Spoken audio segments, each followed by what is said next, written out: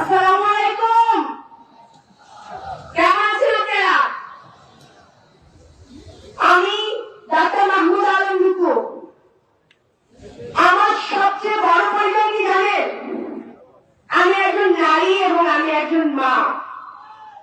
এরপরে আমার রাজনৈতিক পরিচয় আমি মনে করি। কিন্তু গত কয়েকদিনে এই জোট গঠনের পর আমার উপর দিয়ে যে অত্যাচার গেছে, যে মানসিক অত্যাচার, সেটা আপনাদেরকে ভাষায় বলে প্রকাশ করা যাবে না। গত 7 দিন ধরে আমি দাঁড়িপাল্লা প্রচারণে ছিলাম। সেই প্রার্থীর সাথে আমার অন্তরঙ্গ ছবি প্রকাশ করেছে। কে করেছে জানেন? বলেন তো, কারা করতে পারে এইসব নারী নিপীড়ন?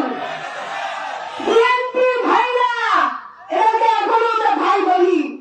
স্পষ্ট ভাষায় কোনো দল করলে একটি দল না।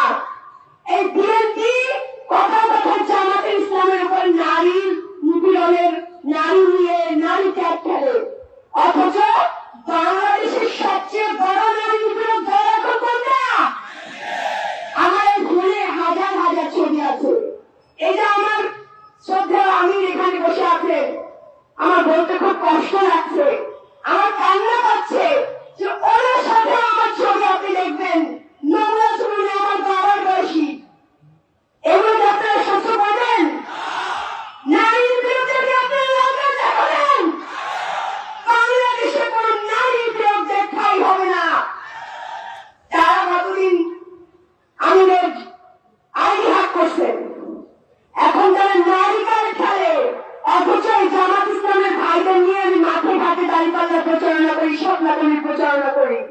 আমার কাছে মনে হয় যে আমি আমার আপন ভাইদের সাথে চলাফেরা করি। বাংলাদেশের ঐক্যবদ্ধ বাংলাদেশ জোট এবার নারীদের জন্য এমন ব্যবস্থা নিয়ে আসবে যে বাংলাদেশের নারীরা এবার তাকিয়ে তাকিয়ে দেখবে যে 50 বছরে যে নারীদের যে অধিকারের নামে নারীদেরকে পিছিয়ে রাখা হয়েছিল, সেটা বাংলাদেশের ঐক্যবদ্ধ জোট এবার এমন ব্যবস্থা নিয়ে আসবে যে নারীরা এমন একটা সময় রাস্তায় নামতে ভয় পাবে না।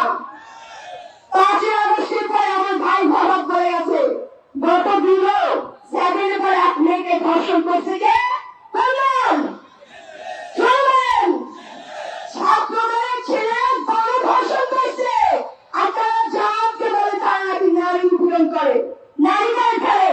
আজকে আমি ইলেকশনে দাঁড়াইলে দেখা আমাকে অন্তত 100টা মিডিয়া থেকে ফোন করে জোর করে বের করানো হচ্ছে, যে জোর করে বের করার চেষ্টা করা হয়েছে যে আপনাদের বাদ দিছে। অথচ আমি নিজেই ইলেকশন থেকে সরে গিয়েছিলাম, নিজের জোরের সাথে আমি নিজে ইলেকশন থেকে চিন্তা করছিলাম। অথচ তারা আমাকে জোর করে এগুলো বলাইতে চাইছে। তারা এখন নারী কার্ড খেলে।